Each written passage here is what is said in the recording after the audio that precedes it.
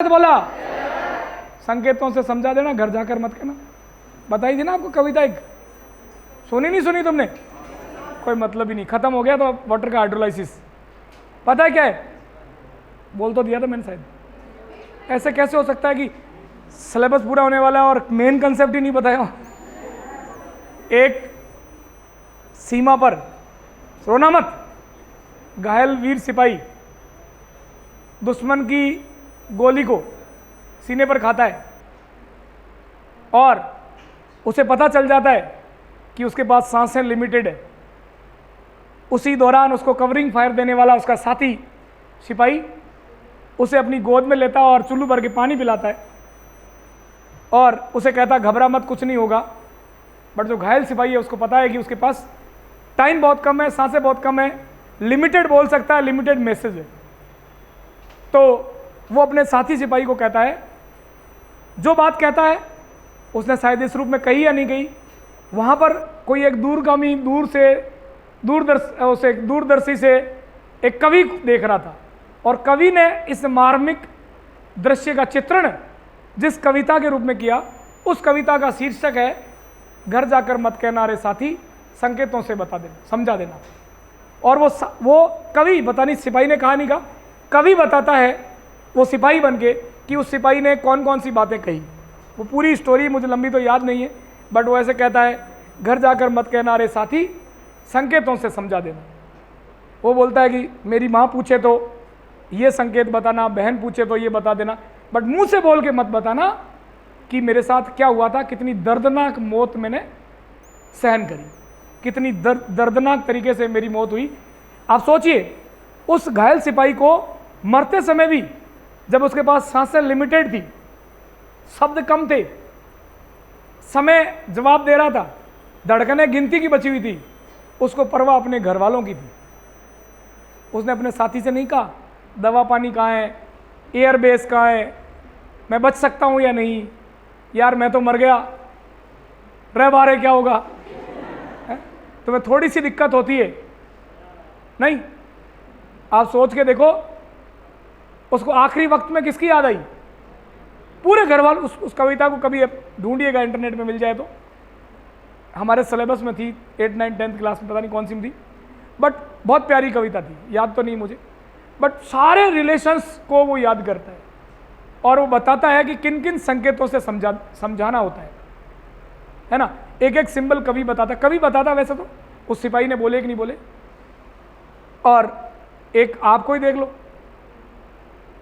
Motivation से समझा दो, प्यार से समझा दो, वार्डन से धमका दो, तरीका सिर्फ ये ढूंढते हैं कि आज क्लास लेने से कैसे बचा जाए, क्योंकि सर अभी फुल फ्लैश क्लास तो है नहीं, कोई काउंटिंग तो होगी नहीं, पता ही नहीं है किसका कौन सा टॉपिक बचा हुआ है, वार्डन को भी पता नहीं है मैं कौन से बैच की हूँ, कौन से बैच में कौन सा टॉपिक चल रहा है, पता ही नहीं है।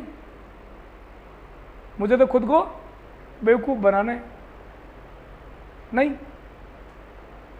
तो मैं उनकी बिल्कुल परवाह नहीं है, खुद की तो नहीं है, बट जिन लोगों ने उसको भी सीमा पर घर वालों ने भेजा होता है, वो भी अपने घर वालों के लिए जाता है बॉर्डर पर लड़ने के लिए। जान किसको प्यारी नहीं होती? उसको अपनी जान दे करके भी अपने घर वालों की परवाह है, और तुमसे तो जान भी नहीं मांग रहे हो। उसके बावजूद भी तुम बहुत, मतलब मुझे इंडिकेट, पॉइंट आउट, रेखांकित, तारांकित करने की जरूरत नहीं, तुम खुद बहुत अच्छे तरीके से जानते हो कि तुम कितनी वफादारी उनके साथ निभा रहे हो और कितनी वफादारी से मेहनत कर रहे हो। जबकि तुम्हें कोई बोझा नहीं उठाना, खाई नहीं खोदनी, गोबर नहीं थेपना, चंद पन्ने हैं एनसीईआरटी के कॉपी के जिनको बार बार याद करना है, जिन पे प्रैक्टिस करना है, चंद क्वेश्चन है सीट पे जिनको बार बार सॉल्व करना होता है। एक कंसेप्ट सीखने से 50 क्वेश्चन हो जाते हैं, एक छोटी सी बात सीखने से। बट तुम्हारे खेत पे काम करने वाले जो तुम्हारे घर वाले ना, वो 5 मिनट काम करने से, ऐसा नहीं कि 1 बीघे में खेती खोद दी, 5 बीघे अपने आप ही फसल गिर जाती, उन्हें हर बार हर सेकंड नया यत्न करना पड़ता। आपने एक कंसेप्ट सीख लिया, उस पर 50 क्वेश्चन हो जाएंगे। दुनिया का सबसे आसान सब्जेक्ट है साइंस, क्योंकि मैसूर का युद्ध याद करने से पानीपत के युद्ध के कारण और हार जीत के कारण पता नहीं चलते। मुगल साम्राज्य से कौटिल्य, चालुक्य वंश याद नहीं होता। किसी भी और सब्जेक्ट को उठा के देख लो, वहाँ हर सब्जेक्ट का अलग पैटर्न है।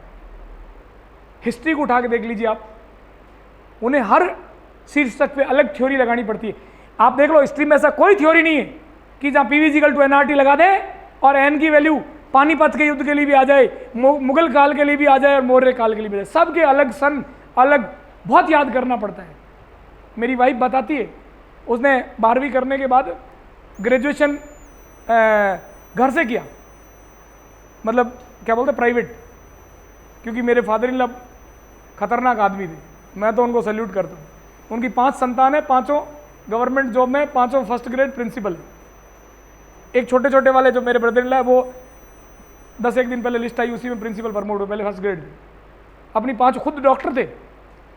मेरे बड़े बड़े ब्रदर इन लॉ थे जो मुझे बहुत बड़े हो, 5 भाई बहन हो, उनका लड़का मुझसे थोड़ा छोटा होगा। तो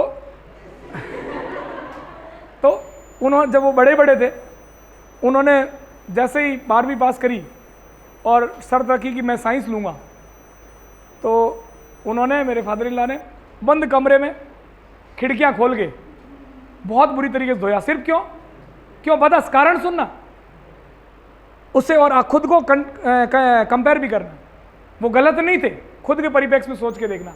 क्या वो जहाँ जिस कस्बे में रहते थे, नदबई भरतपुर का एक छोटा सा टाउन, वहाँ पर 11th-12th साइंस स्कूल नहीं थी। यानी अगर वो साइंस लेता तो उनके नियर बाई अलवर डिस्ट्रिक्ट में थी, भरतपुर पूरे डिस्ट्रिक्ट में ही नहीं थी, तो वो उसको अलवर जाना होता दोस्तों के साथ। और उनको कतई भरोसा नहीं था कि अगर ये मेरी नज़रों के सामने नहीं पढ़ेगा तो अच्छे से पढ़ेगा। उसको साइंस नहीं दिलाई, और उनको पता था कि साइंस, क्योंकि वो खुद डॉक्टर थे और जयपुर में जो आयुर्वेदिक हॉस्पिटल है वहाँ से उन्होंने BHMS किया। तो बहुत मतलब कौन से ज़माने की बात पता नहीं, बहुत पहले किया होगा, शायद 7वें-8वें बैच के थे उस राजस्थान के पहले आयुर्वेदिक कॉलेज के 507वें बैच के स्टूडेंट थे। तो उन्होंने देखा कि किस तरीके से साइंस के स्टूडेंट, मैं मेडिकल कॉलेज के बच्चों को देखता हूँ, ऐसी कोई बुराई नहीं है जो IIT कॉलेज और मेडिकल कॉलेज के छोरे में नहीं होती। तो उन्होंने भी देखी होगी, मैंने कभी चर्चा नहीं करी उनसे इस बारे में, बट उन्होंने भी देखी होगी। और उन्होंने उसी दिन ठाना कि मैं मेरी औलाद को ऐसी जगह बिल्कुल नहीं भेजूँगा। उसको भयंकर तरीके से ठोका। खिड़कियाँ पता क्यों खुली रखी? छोटे वाले देख लें सीधे ही, वो सबसे बड़े बड़े थे। तो छोटे वालों ने, किसी ने बोला ही नहीं कि हमें साइंस लेनी। 12वीं करा और कॉलेज नहीं था वहाँ पर, तो बोले प्राइवेट कॉलेज करो। सबने प्राइवेट कॉलेज किया BA। और पता है, एक भी ऐसा नहीं था जिसने कोचिंग करी हो। ग्रेजुएशन प्राइवेट करने के साथ ही फर्स्ट अटेम्प्ट में गवर्नमेंट जॉब में क्वालिफाई किया। तो वो मुझे बताती है कि हम किस तरीके से घोटते थे सब्जेक्ट को। आप सोचो, ऐसे ऐसे लोग, कौन सी नौकरी? एक गवर्नमेंट टीचर, और आप सोसाइटी की मोस्ट रेपुटेटेड जॉब के लिए प्लान कर रहे हैं। एक डॉक्टर, एक IITian, मतलब IITian बोलूं तो top technocrat of the society of country you can say. Doctor बोलूं तो top institutions of the country, top most respected job profile, most respected society profile. पता है, चंडीगढ़ सबसे ज़्यादा डिसिप्लिन सिटी। अभी 3 दिन पहले मैं कार लेके गया, मुझे थोड़ी रफ ड्राइविंग की आदत है। 4 बार मेरे को चालान के लिए पकड़ा। और लोग ऐसा कहते हैं, मेरे साथी लोग जो भी वहाँ जानते चंडीगढ़ के बारे में, कि चंडीगढ़ से क्रॉस हो जाए, पुलिस वाले रोक दे, चालान नहीं करे, हो ही नहीं सकते, किसी का भी चालान नहीं बख्शते। And just being as a doctor 4 बार मेरा चालान नहीं किया। थोड़ा झूठ बोला मैंने उनको कि मैं डेंटिस्ट हूँ, ये नहीं बताया, वरना उनको दांत का दर्द याद है, बट मैं सिंपल डॉक्टर बोला। मैंने उसी दिन सोचा था कि बात आपको जाके जरूर बताऊंगा। एक बार तो मैंने रेड बत्ती, वहां रेड बत्ती का मतलब सीधा घर पे चालान होता 10,000 का। मोस्ट डिसिप्लिन सिटी है इंडिया की, और मुझे रोका गया। और मैं ये सोच के गया था कि चालान घर से तो आ नहीं सकता, क्यों, उस स्टेट का तो मैं रहने वाला नहीं हूँ, पकड़ेगा तो देख लेंगे। और रफ ड्राइविंग की आदत थी, तो घूमने गया था, मस्ती नहीं करो तो क्या मतलब। और मैं मस्ती करने में मतलब बदमाशी करना, मस्ती करना समझता हूँ, मेरा नेचर ऐसा। तो होटल वाले को छेड़ दिया, टूरिस्ट गाइड को छेड़ दिया मतलब वैसे नहीं, हंसी मजाक में। तो मैं एक बार सिंगापुर गया तो वहाँ तो चाइनीज़ टैक्सी वाला ठोक ही देता मुझे, छेड़ दी, मैंने बता दिया ना। तो आदत है मेरी। तो उसने रोक दिया। चारों बार मुझे सिर्फ इसलिए छोड़ा कि मैंने उसे बोला कि मैं डॉक्टर हूँ। उसने वेरीफाई करने के लिए पूछा कई बार कहाँ हो ये हो, मैंने उसको नियर बाई बता दिया। एक ने तो नंबर ले लिए कि सर बताओ पीजीआई चंडीगढ़ में कोई कार्डियोलॉजिस्ट है क्या। मैंने कहा मैं पता करके बता दूँ, बताया भी उसको। खैर पता करना कोई बड़ी बात नहीं, तो इंटरनेट से पता कर लो, नाम ही तो बताना था। बट उसको लगा डॉक्टर है तो ज़्यादा ढंग से बताएगा। मैं सिर्फ जो आपको कहना चाह रहा हूँ बात सुनो, उस बात के मर्म को समझो। आप लोग उस कोर्स की तैयारी कर रहे हो जिसको सोसाइटी में सबसे ज़्यादा इज्जत, सबसे अच्छा गवर्नमेंट, कोई भी गवर्नमेंट जॉब है उसके अंदर एक डॉक्टर का जो गवर्नमेंट जॉब है बच्चों, उसकी सैलरी लगभग डबल होती है। एचआरए होता, हाउस रेंट अलाउंसेज, बाकी सारे, कलेक्टर से ज़्यादा सैलरी होती है डॉक्टर की, कलेक्टर से, एसपी से, जो पूरे जिले का एसपी होता है उससे ज़्यादा सैलरी होती है एक डॉक्टर की। सोसाइटी की किसी पार्ट में चले जाओ, सबसे ज़्यादा जैसे आप छोटी जगह जाओ, गांव के अंदर कहीं भी, आप डॉक्टर साहब कहते हैं, आप उम्र से उनसे छोटे होते हो, इतनी इज्जत किसी डॉक्टर का मतलब, जैसे आप पहली बार एमओ लगे, एमओ का मतलब पुलिस में कांस्टेबल, नीचे नीचे वाली रैंक हुई ना। एक कांस्टेबल को गांव में कितनी इज्जत मिलती है, और एक डॉक्टर को डॉक्टर साहब कह के बात करते हैं, चाहे वो पीएमटी में किसी भी रैंक से सेलेक्ट हुआ हो। मैंने आपके प्रोफेशन के लोवेस्ट प्रोफाइल वाले व्यक्ति को भी सोसाइटी का हाईएस्ट रेपो मिलता है, and you are working for that reputed job, और आप उसको अपना 100% नहीं दे रहे हो। आप खुद सोचिए, do you deserve for this? आपको लगता है कि वाकई आप इसके लिए डिजर्व करते हैं? आपको नहीं लगता कि इतने होली प्रोफाइल जॉब के लिए, इतने पवित्र प्रोफाइल वाले काम के लिए जो आपसे ज़्यादा मेहनत करते हैं उसको पहले मौका मिलना चाहिए? और आप सोचिए हाउ लकी यू आर कि आपके पेरेंट्स ने आपको उस जॉब प्रोफाइल को चुनने के लिए समय दिया, पढ़ने की आज़ादी दी, उनकी नज़र में बेस्ट इंस्टीट्यूट दिया, उनकी नज़र में हर वो धन मन जो भी आपके लिए अरेंज कर सकते थे अरेंज किया। सिर्फ एक ही गलती रहेगी अगर आप वहाँ नहीं पहुँचे जहाँ आके आपको वाकई पहुँचना चाहिए था। Every situation is favourable for this, और उसके लिए सिर्फ आप जिम्मेदार होंगे। आज फ़र्क नहीं पड़ता, आप नहीं पढ़ते हैं, लेकिन बेटा जी ज़िंदगी में जब कभी आपने पीएमटी की क्लास में बैठ गए ना, तो आपके दिमाग के प्रोफाइल में आपने अपने बारे में, डॉक्टर के बारे में ज़रूर कभी न कभी सोचा होगा। और अगर आप डॉक्टर नहीं बनोगे ना, तो ज़िंदगी में जब कभी भी किसी को वाइट एप्रिल में देखोगे ना, तो तुम्हें लगेगा कि ये मेरा भूतकाल है।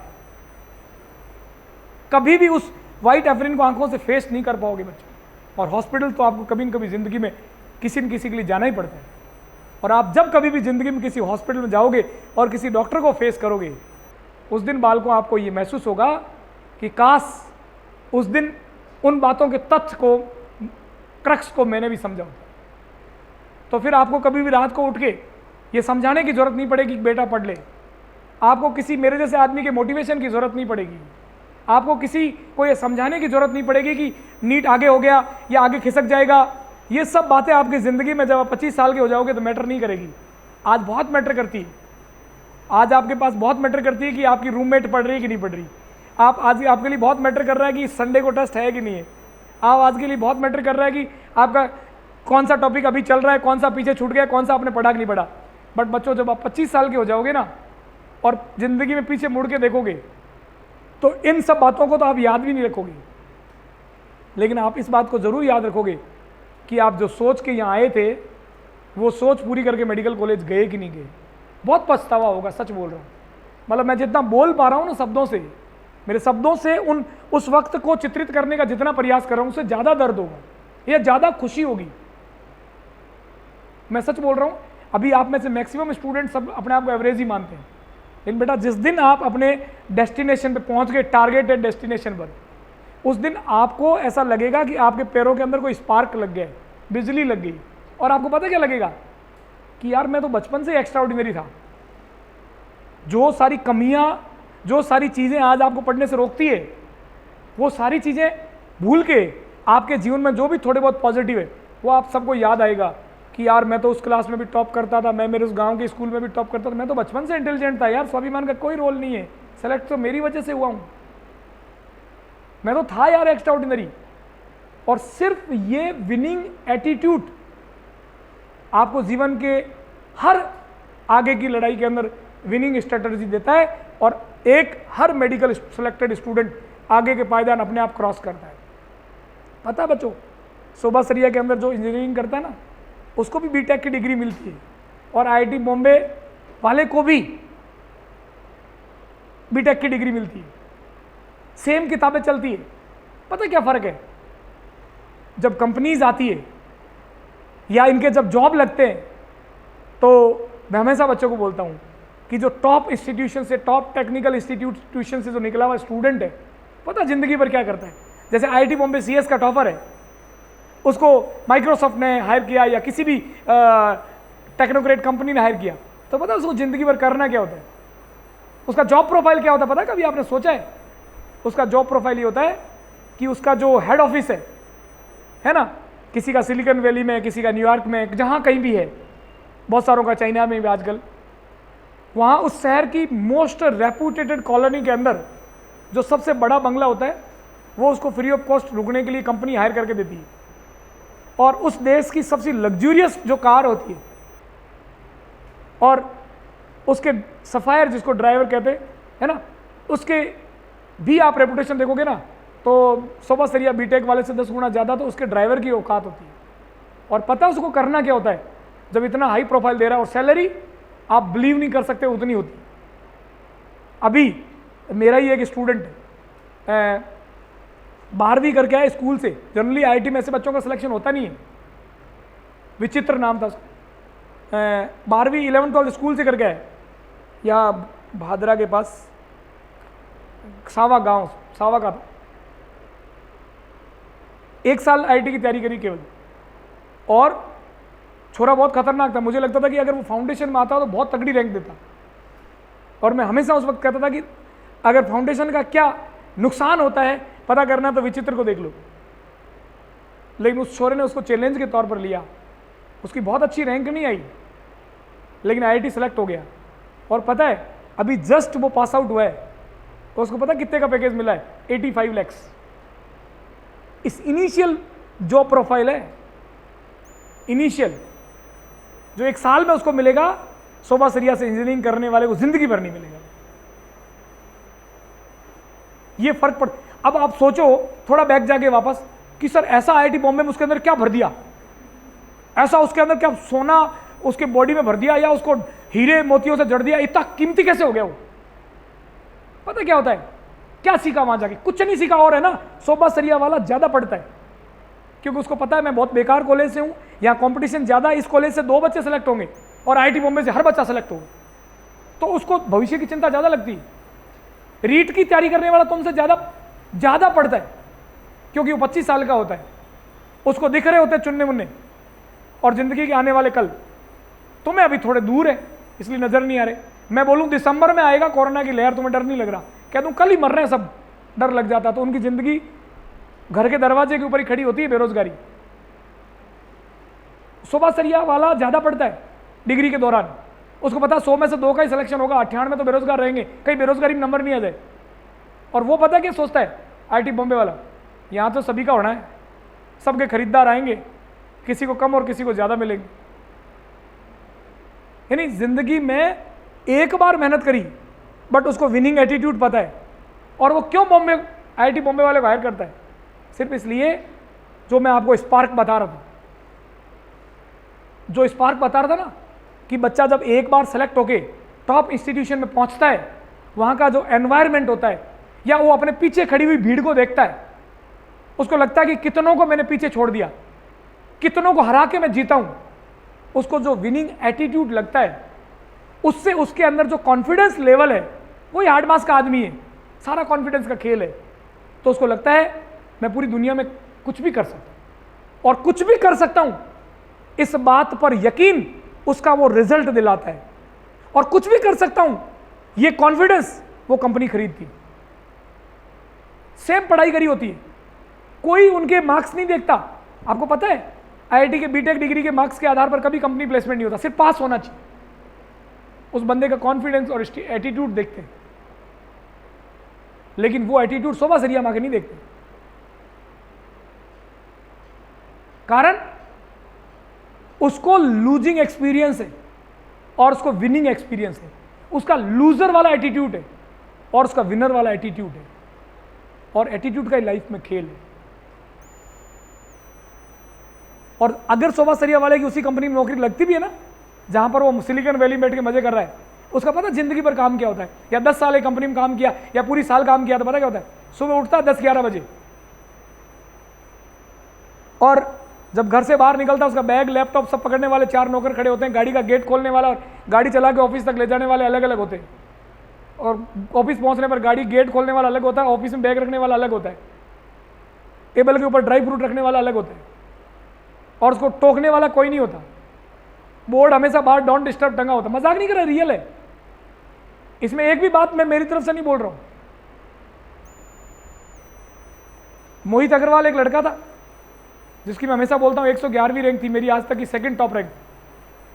उसका ऐसा ही जॉब प्रोफाइल है, सिलिकॉन वैली के अंदर जॉब लगा हुआ उसका, तुम्हारी जैसे ये सामने बैठा हुआ। उसके बताए हुए एक्सपीरियंसेस बता रहा हूं। डोंट डिस्टर्ब का टैग लगा रहता है बाहर, कि अंदर कोई जाना अलाउड नहीं है, उस कंपनी का ऑनर भी नहीं जिसने उसको हायर किया है। और पता क्या करना होता उसको, उस अपनी विनिंग स्ट्रेटजी से उस कंपनी के सारे पैरामीटर्स को स्टडी करके पूरे दिन सोचना होता है, फ्रूट खाते हुए या क्या बोलते हैं ड्राई फ्रूट्स खाते हुए, चाय कॉफी जो भी उसको पसंद है। सिर्फ ये सोचना होता है कि क्या आइडिया मेरे दिमाग में आए कि कंपनी की ग्रोथ, कंपनी की पॉलिसी ऐसी हो जाए कि कंपनी का ग्रोथ बढ़ जाए। पूरे दिन सोचा, कोई आइडिया नहीं आया, कोई शाम को पूछने वाला नहीं है गेट से बाहर निकलते हुए कि सर आज आपने ड्राई फ्रूट खाए, करा क्या? Nobody, and even that not for particular day month years, कोई नहीं पूछता। और जब आपको इतना फ्री वर्किंग स्टाइल दिया जाए तो एक डफर से डफर व्यक्ति के दिमाग में आइडिया आ ही सकता है। और उसके दिमाग में एक आइडिया आता, पता क्या करता है, सिंपल एक मेल अपने सबऑर्डिनेट को करता है, और वो उसका एक मेल उस पूरी कंपनी की पॉलिसी बनती है। उसके एक मेल के ऊपर 1000 लोग रिसर्च करते हैं कि इन्होंने जो आइडिया दिया इसको इंप्लीमेंट कैसे करना है।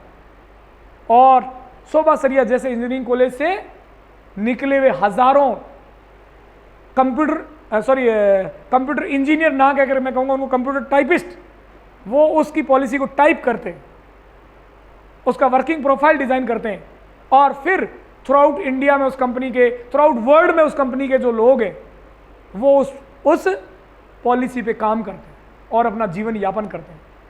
यानी सैकड़ों लोगों की जिंदगी के रोजगार के आइडिया का फैसला वो एक व्यक्ति बैठ के उस ऑफिस में करता है।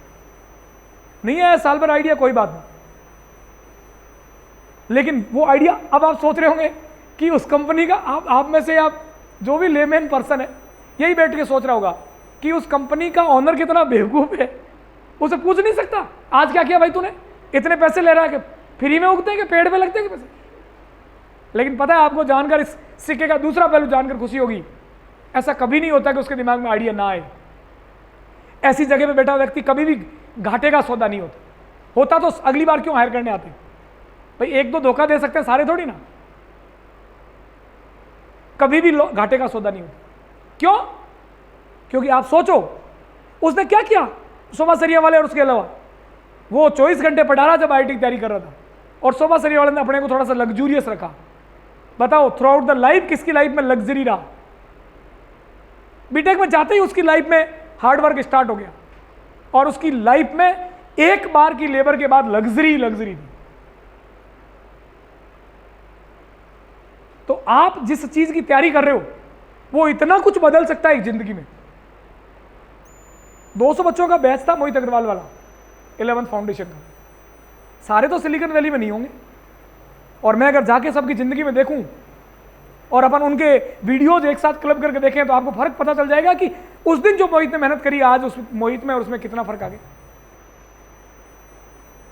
आप जो पढ़ाई कर रहे हो ना, वो सिर्फ जीवन यापन के लिए नहीं है, ये क्रांतिकारी पढ़ाई है बच्चों।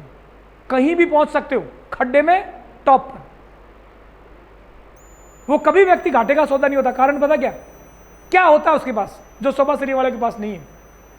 उसके पास सिर्फ जिंदगी में एक बार टॉप करने का एटीट्यूड होता है और उसके पास लूजिंग एटीट्यूड होता है, और फिर वो हर गेम लाइफ में जीतता जाता है। कभी आपने सुना है कि जिस बच्चे ने एसएमएस मेडिकल कॉलेज में गया हो, उसका पीजी में सिलेक्शन नहीं हुआ हो? पीएमटी से 100 गुना ज़्यादा मुश्किल एग्जाम है। क्यों? यहाँ तो गधे घोड़े सब एग्जाम देते हैं, वहाँ घोड़े ही घोड़े देते हैं, केवल घोड़ों की रेस है, सारे सेलेक्टेड ही आते ना वहाँ।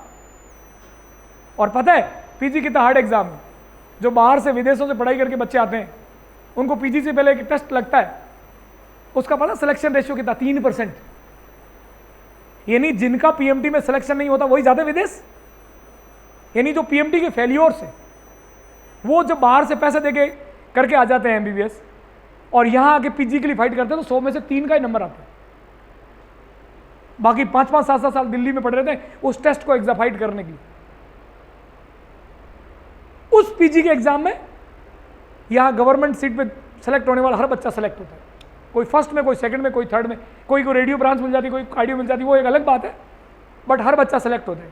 तो क्या सर मेडिकल कॉलेज में जाके इंटेलिजेंसी का इंजेक्शन लगा देते? नहीं, विनिंग एटीट्यूड आ जाता है, उसके पास विनिंग एक्सपीरियंस आ जाता है कि हां मैं 15 लाख में से अगर सेलेक्ट हो सकता हूं तो मैं हूं टैलेंटेड। और आपको कभी चेक करना है, एक सिलेक्टेड बच्चे से बात करके देखिए, कॉन्फिडेंस ही अलग लगेगा, एटीट्यूड अलग लगेगा। कई बार तो हमें हमारे पास पढ़ के सिंपल बेंच पे बैठा बच्चा होता है और 2 साल बाद 1 साल बाद आता है, तो हमें लगता है बहुत बार कि ओवर एक्टिंग कर रहे हैं, लेकिन जब हम डिटेल में सोचते हैं कि अरे ओवर एक्टिंग नहीं है, ये उसका विनिंग एटीट्यूड है। इसलिए आप जिस एग्जाम की तैयारी कर रहे हैं बेटा, ये बहुत हाई प्रोफाइल एग्जाम, आप कोई रीट की तैयारी नहीं कर रहे कि यहां से सेलेक्ट होने वाला 3rd ग्रेड टीचर बन जाएगा, कोई डिफेंस की तैयारी नहीं कर रहे कि एक आप आर्मी का पर्सन बन जाओगे। ये बेटा लाइफ चेंजिंग एग्जाम है। और तुम्हारे सामने बहुत बावड़ा सा बच्चा था, उसको पैंट और शर्ट नहीं पहनना था, इतनी लंबी सी शर्ट होती थी विचित्र की, और 85 लाख कहते हैं किसको? वो तो शुरुआत है। अब 85 लाख वाले कोई हायर करेगा तो 8-10 लाख का तो इंक्रीमेंट देगा हर साल बाद उसकी सैलरी 8-10 लाख तो बढ़ेगी, 10-15% तो मिनिमम इंक्रीमेंट होता है। ये तो नॉर्मल उसी कंपनी में काम करते हुए, और कंपनी तोड़ दी तो 2 करोड़ के 5 करोड़ तो नॉर्मल बात। अब बताओ किया क्या उसने? 1 साल कुत्ते की तरह मेहनत करी। इसलिए तुम्हें कोई स्कोप ही नहीं ढीला पड़ने का। आप खुद सोचो कि अगर वो विचित्र नहीं पढ़ता तो किसी कॉलेज में होता जहां उसकी तनख्वाह 20,000 होती। अब 1 साल में उसने अपने आप को 20,000 से 85 लाख पे पहुंचाया, तो 1 सेकंड की कीमत निकाल लो चूंकि लगा के। ये तो देखा हुआ एग्जाम्पल बता रहा हूं, मेरी क्लास में बच्चे का एग्जाम्पल बता रहा हूं, और बड़े एग्जाम्पल भी है, लेकिन ये तो देखा हुआ एग्जाम्पल बता रहा हूं। 10 महीने उसने तैयारी करी होगी, 10 महीने में से रोज के 5 घंटे सोने वोने के बाकी सबके निकाल लो, आप कैलकुलेट करके बताओ आपकी 1 सेकंड की कीमत क्या है। आपको पता चल जाएगा कि आपका हर सेकंड कितना क्रूशियस है और कितना इंपॉर्टेंट है, और कितने बड़े करियर की दहलीज पर तलवार की धार के ऊपर आप खड़े हो। थोड़ा सोचोगे ना, आपको रात को नींद नहीं आएगी और आपको लगेगा कि एवरी सेकंड इज प्रीशियस, और प्रीशियस से भी बड़ा कोई शब्द होता तो शायद वो है। तो कभी भी सोच नहीं सकते कि आप कहां खड़े हो, लेकिन जब 30 साल के हो जाओगे ना, पलट के जरूर सोचोगे। तब आपको आज ये लगेगा, मैं जो बातें कह रहा हूं आपको ये लगेगा कि यार वो तो हमारा 10 साल पहले का सच सर ने कैसे बता दिया। समझ रहे हो मेरी बात? अरे हाँ है ना, इसलिए लग जाओ, है ना, लेबोरियस बन जाओ ताकि आगे लग्जूरियस हो जाओगे। और अब लग्जूरियस रहोगे तो आगे तुम्हें पता ही क्या होना है, समझे? और ये जो तुम्हारे ऊपर असर है ना भी, ये सॉल्वेंट इफेक्ट है। बच्चों 2 तरह की बातें, एक होता है मोटिवेशन और एक होता है इंस्पिरेशन। मोटिवेशन हमेशा बेकार होता है। सर फिर देते क्यों? क्योंकि मोटिवेशन की अगली स्टेज इंस्पिरेशन होती है। मैंने तुम्हें मोटिवेट किया, आप मोटिवेट हुए, बाल खड़े हो गए कि चीर देंगे, फाड़ देंगे, कितने घंटे? 24, 48, 36, फिर वही इतना इफेक्ट होता बच्चों आउटर थॉट का। लेकिन अगर आपने इन सारी बातों को मनन किया और अंदर से कोई आवाज़ आई और आपको अंदर से लगा कि वाकई मुझे लाइफ में कुछ ऐसा करना है, और उसके लिए दिन रात आपके वो बात आसपास घूमती है, आपके कानों के, आपके दिमाग के, आपकी आंखों के, it means now you are not motivated, you are inspired. समझ रहे हो? फिर आपको किसी को, मेरे जैसे को समझाने की जरूरत नहीं पड़ेगी और आपको कोई रोक भी नहीं सकता। चलिए, थैंक यू।